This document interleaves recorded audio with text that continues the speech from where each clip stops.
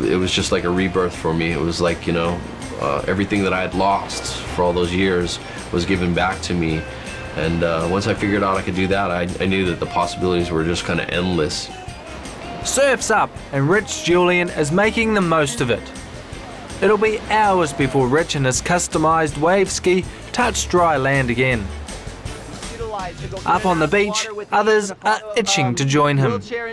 One major rule here today is you gotta have fun, okay? This is a day at the beach, okay? It's not a stressed out situation or an organized like work thing, okay? This is a fun day at the beach, all right? My name is Mark Marble. I'm a president and founder of Access Surf Hawaii. This is a day at the beach for people with disabilities. Once a month, Access Surf Hawaii runs this surf and swim day.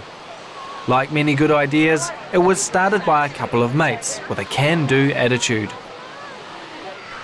My relationship with Rich was born out of paddling, actually. We just were talking story one day and hanging out, and he was like, you know, I have this idea to do a non-profit for adapted surfing. And he was like, killer, you should do that. You know, I'm surfing, I brought a board back from California, but there's no real opportunities. And I said, hey bro, let's do that. So we just kind of said to each other, wouldn't it be brilliant if we had a program where we could take people out, provide the access, provide them boards that are adapted for them, and just they can come out with their family and enjoy a killer day at the beach.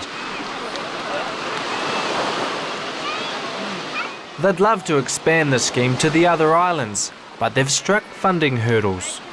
There's barriers that we're coming up against, you know, talking with people, and it's just their own mindsets, you know. It's like changing old habits, old styles, and there's no reason why, because if they can put up, you know, $20 million high-rises, they can pay $6,000 for a mat, you know what I mean, to go across the sand so that my friends can go surf with me, you know, so yeah, we'll get there.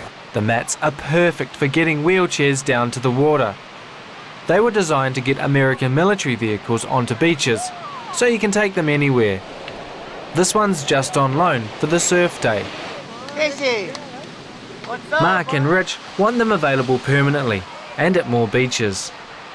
Surfing's always been Rich's passion, but he had to hang up his board when he was 14. An accident involving a drunk driver left him a paraplegic. It's only since wave skis have been adapted for disabilities that he's been able to get back into the water. I adapted the ways to get on the board by putting a little handle on it and stuff like that, and you know, using a certain technique to get on it. But what I didn't think about was when you get caught on the inside of a big section, you know, and you're getting mopped around with the board and the paddle and all that other stuff. So you're not only a surfer, Rich. I know you do lots of other things, but the biggest part of your life recently has been being a tennis player. Yeah, I basically, at about the age of 15, that was the first sport I took up as a wheelchair athlete. And that was the one thing that was available to me back then. You're not playing competitively now, but you're coaching. Yeah, I coach for the USTA Hawaii Pacific section, and I coach a disabled team down here. And basically, I gave it up about 2 years ago with the touring and stuff like that. I've tried a little bit of everything, you know, basketball, tennis, triathlons, racing, even things like boating, fishing, and diving. Yeah, I just try and keep active.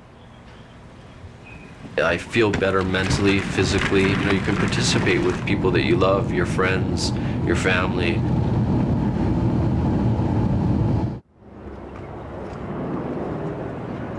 The locals are big on waka or outrigger canoeing. You couldn't get much more Hawaiian than this. Waka training, it's awesome, it's full on. I actually do this back at home. Not today though, but I'll be sure to get some tips. Rich competes in a mixed ability crew. He's always looking to improve adaptive technology. He's tinkered with this seat. Rich, talk us through the seat here, mate. Okay, well basically, once I have the seat in, basically that gives me my back support, and you know, I'm able to just go ahead and transfer on into the canoe. And then what we use here is we use these, basically they're like weight belts, and what that does is that gives you forward support. So when you actually lean forward to pull the paddle back, you don't fall over. Rich trains 3 times a week for up to 2 hours. His friend Johnny has also become hooked on the waka. Basically, me and Rich, we got involved with the World Sprints and a disabled adaptive crew. So we started there and just continued on. You guys are training with an able-bodied crew here. Can you compete? Physically, it's hard to compete. You know, they're so big and strong, but that's why I started training to steer, because I thought if I can be proficient at steering, then I had a better shot of getting a seat. It's just cool being out there with your friends and pulling together, working together, and riding over swells, ups and downs, and yeah, just enjoying the sunshine that we have here and just living the life, the tropical life, you know. Yeah, so it's a great feeling for me. I love it.